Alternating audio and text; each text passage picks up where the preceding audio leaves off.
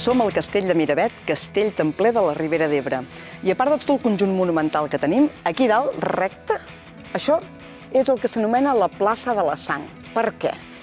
El 1308, quan van acabar de conquerir el castell per fer fora tots els templers que hi havia, n'havien quedat 6.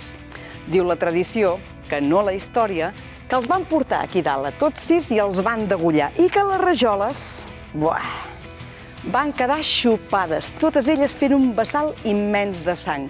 Des d'aleshores, conten que cada 28 de desembre el comanador, que devia ser un d'aquests 6 que va morir, surt amb el seu cavall, cavalcant per tot el castell, cridant amb els seus subordinats que s'aixequin. I com que no s'aixequen mai, perquè són ben morts, desapareix i no torna fins l'any següent.